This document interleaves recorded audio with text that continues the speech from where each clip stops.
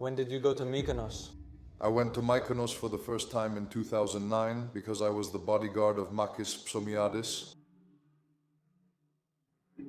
And I went just for a short while, don't think it was long, and then I came back. They asked if I wanted to come here. I said, how can I come here? I can't. You know what you hear about Mykonos these days? Were you in Xanthi or in Athens? I'm from Evia. I left for Germany as a young child, came back, lived in Thessaloniki, left again for Germany, and when I returned again, I went to Xanthi. I stayed for about 10 years Xanthi here. I was in Kavala here. Yes, here. It clicked. In Xanthi it clicked. Because here people are more or less the same everywhere. It's just that here you have more straightforward people. More genuine. Where are you from now? Compared to big cities and all that, because there you're more anonymous, the big city is more impersonal. Here, you know each other and everyone more or less knows what the other person is like, so the crooks slowly leave like foreign bodies. And Giannis had made a name for himself here, and a good circle. He had his friends, his people, his partners. But then, over the years, as we all know, we experienced it better. The nightlife disappeared. The fun disappeared. The people you see now, the quality of entertainment has dropped a lot. Now, did they offer it to you in 2009? No, I was the bodyguard of Makis Psomiadis. I was going back and forth to Athens since 2007. I would come back. And at some point in 2009, I moved to Athens. I lived there for 5 or 6 months. I go back blonde again. Here, jobs had disappeared. It wasn't like before. I also had some family issues. And at some point, I made the decision in 2010. And I left for Athens. Over there, at first it was a bit difficult because Athens is chaos. There, you can't get by with tricks and lies. Things are different. If you want to move forward, if they catch you, if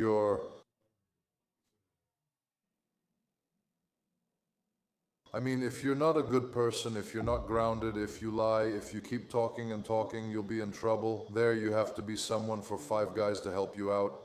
Well, now, thank God I'm a bodyguard. I go down to Mykonos. When did I start? I think it was 13. And I go there to work as a bodyguard.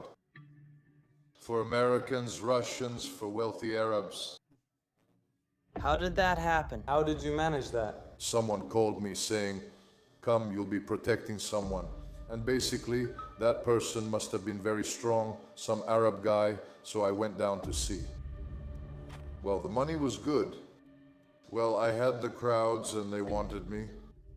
Because I'm massive, because there you don't protect someone, you protect them for show. They have money and they want massive people. But is there any danger? There is danger there when, for example, one person is a millionaire, the other is a billionaire. They shouldn't push me, they shouldn't do it. It's not okay, it's not.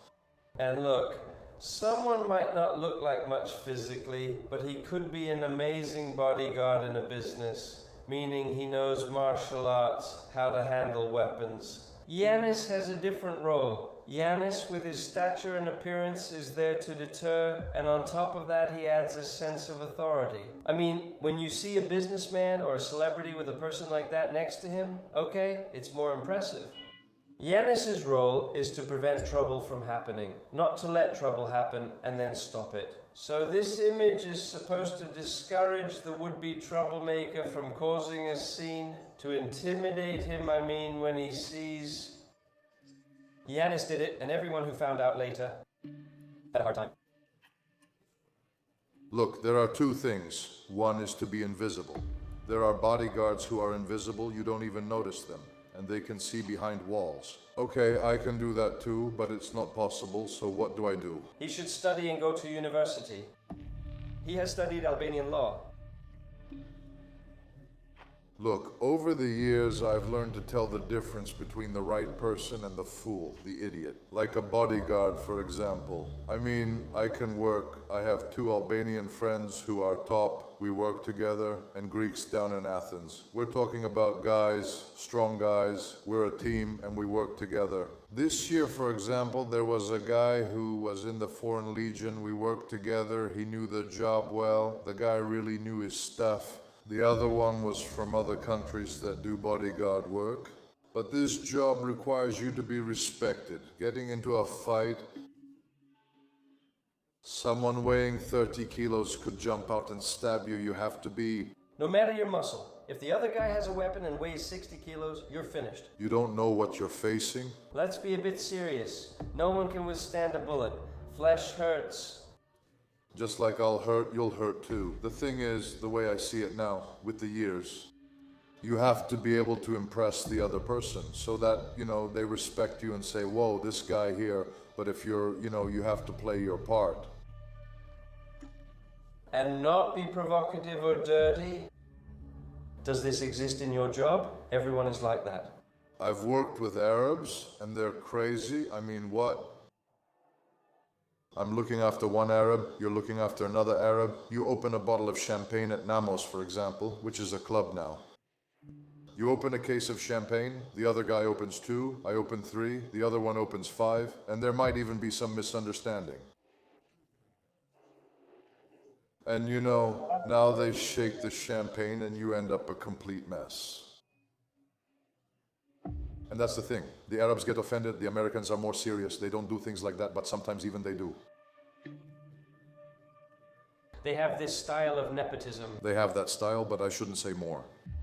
For example, there was a time when I was looking after a Greek-American senator, and at a party, he got upset with the other guy who was with him from America. He met him and told me to take him outside, and I was with another guy, very professional at his job. He knew English. And what did he do? He gave us a stack like this. It was $100,000 and a gold card. He said, take 100,000 each and get your guy out, just so you understand now. And what did I do? I told him, just as you are, get out, give me double. Do you get what I'm saying?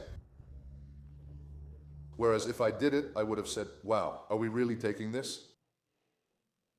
I would have embarrassed myself in front of everyone, you understand? See, that's what I'm telling you. These are codes. Or let me tell you something else. Like when the rich guy, the millionaire, comes and has...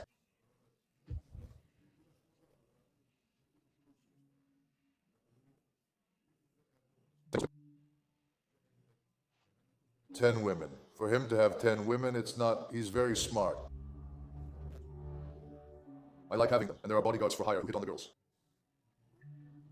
And for example, I once brought someone along and I saw him and said, only you can do it, we can't. Just leave as you are, you know what I mean? Over there, a woman might come up to you naked. It happened to me once. A guy told me, this girl and that girl want you to hold them in your arms like this. I said, no way, I'm not doing that. One of them smiled, but I didn't do it. Why would I? You see, they're testing you, or maybe they'll leave $100,000 around to see if you'll take it. So they're testing you? They're testing you to see... I'm leaving now. That's what he did. That's what he did. Now the other guy comes and tries to act all happy with him. 28. I'm leaving for 7 days to the Alps. Someone important wants me to go there. You see what I've accomplished? What I've accomplished? Humble, cross in hand, I only take what you give me, nothing more. You're in charge, so give me the job or I won't sit here trying to impress the client. You are a professional. Yes, I sit next to him like a pit bull and I look at him, I don't do anything, that's who I am. That's the bottom line. But have you seen others do it and have it? And if Giannis said he hasn't seen it, would we believe that there aren't people who would do it? I've seen something like that. Let me tell you what I saw. An Arab man wearing a traditional robe. He was making faces at me. I noticed some very prominent people, Greeks, very prominent people, and he was making faces at me. I thought, I'm going to take off his robe. Anyway, I call the other guy, I tell him to stop, I don't see any money or anything. He had about 10 bodyguards, and he went up to a kid and had a pin, guys, and he was poking his arms like this. Yeah, I'm not kidding you personally. I hate money, I respect having money, but I don't worship money as it is. And the kid was sitting like this and making faces at me, and he was smart, he understood, and I shouted. I told him, tell him to leave because I'm gonna beat him up right here. Okay, I didn't show this to anyone else. I'm protecting myself. You humiliate yourself. And he took and gave, just to show you how they see us now. He took a bunch of 500 bills and handed them out to the kids, to everyone, to all of them, but he didn't come to me, and then he left. Then we leave with the group, and as I'm passing by a store, I see him causing a scene. Now, man, now that he had surpassed you, yeah, I want to tell you that there needs to be balance. You shouldn't, about money. I won't tell you what I'm doing now. This question now is for Mr. Giannis. It says, what was the worst night?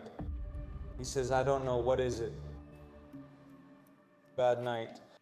A night when you may have had an episode. Some incident with my job or in general? I'm not sure, maybe? I think they mean work. With my job, it was a night I don't even want to think about. They called me somewhere and there was someone showing off a gun. You even got hit by one that wasn't meant for you, a stray. Did you even get shot? No. I didn't take it in the body. They shot at the car. Crazy. I saw the hole myself behind the trunk. I didn't take the hit. It passed in front and out, missing Giannis.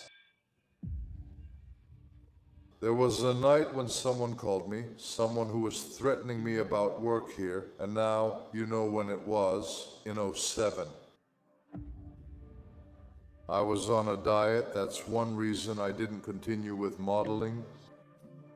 My nerves were shot, and I make a phone call. I always had someone by my side to be more reasonable than me, calmer, and I tell him, come, there's a problem. He didn't make it in time when I went there.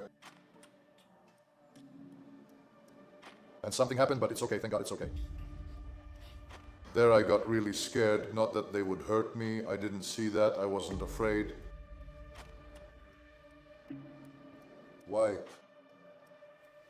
I arrived on a tough night and thought, that's it, I'm lost. Giannis is not just one person by himself. Giannis has a family. That's what I was afraid of. I saw it at that moment. Who would go up against him? It's easier to go after people who will hurt him more. That's the worst. I saw my life flash before my eyes in seconds. I thought about my kids at that moment, my ex-wife, and that's when you lose it. Well, I didn't lose it, I just said, look at that, a bad moment. And thankfully, thank God the worst didn't happen. What happened, happened. I walked away on my own 2 feet. But afterwards I got really scared. I thought we wouldn't make it out again, but thank God I was right. Now, you've been doing this job for so many years because it's a job, and you can stay unscathed and clean, because how easy is it to get mixed up in all sorts of things, you know? And I respect him for that. He never went astray, never, and he would get really turned off by people who were like that, who were delinquent. It really bothered him. That really impressed me. I mean, those things, the qualities I saw in Giannis were very rare, extremely rare. But those who did that, didn't anything happen to them later on? Look, you see. How could nothing have happened to them? All my friends and my colleagues, I lost them. Vasilis, Grivas, Dimitris, Yusef. These were people who played together in matches. The Egyptian, as he was called abroad. Look, when you're out in those fields, sometimes the ground is really muddy and you sink. It's not all flat, but you have to say, I want a glass of water, this and that. Don't ask for a whole water truck and this and that, because then... Because if you get carried away and lose control and always want more, then you become more ruthless and contrary, and it's nothing to get yourself into trouble.